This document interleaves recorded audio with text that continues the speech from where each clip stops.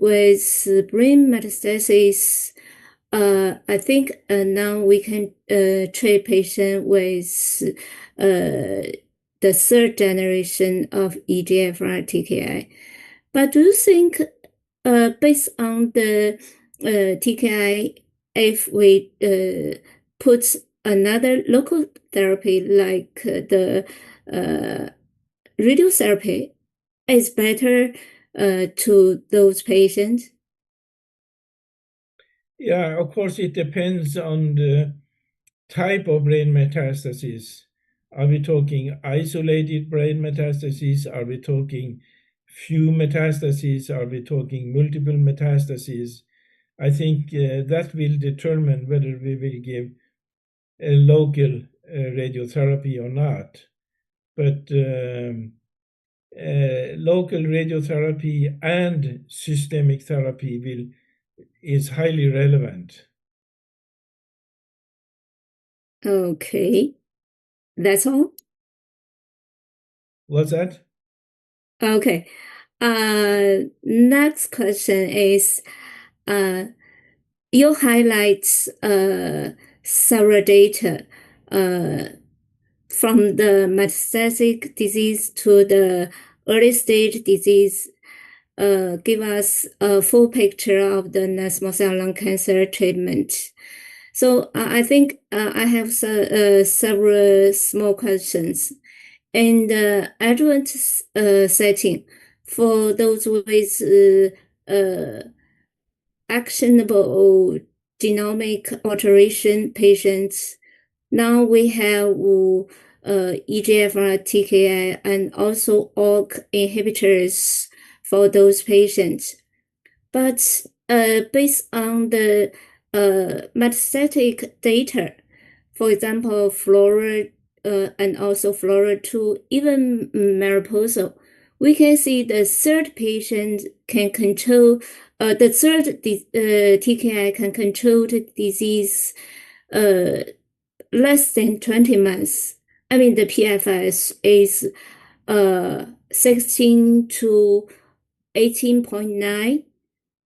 That's the range. But for the adjuvant treatment, we put the osimertinib 3 years.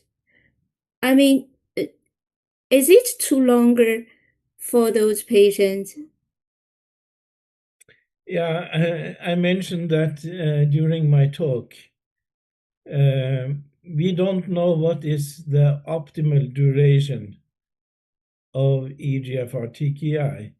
Should it be 1 year? Should it be 2 years? Should it be 3 years? Should it be lifelong treatment? I think liquid biopsy might be helpful there in the future. We don't use it today, not in my institution. We don't have sufficient clinical data yet, but I think liquid biopsy and the occurrence of abnormal allele, whether this is absent or not absent, might direct the length of treatment. But so the short answer is we don't know what will be the best duration of treatment. Okay, thank you.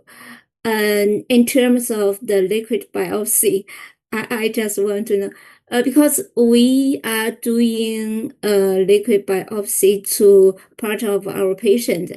For those with positive ctDNA, it is sure we put a stronger therapy to those patients, but that those patients with negative ctDNA, we worried about something. You know, we don't have strong data to support our clinic practice. So we also put the TKI for those patients in the adjuvant treatment. Yeah, the bottom line, Dr. Chin, is we don't know. We don't have the data yet. We need to have the studies done, which can tell us.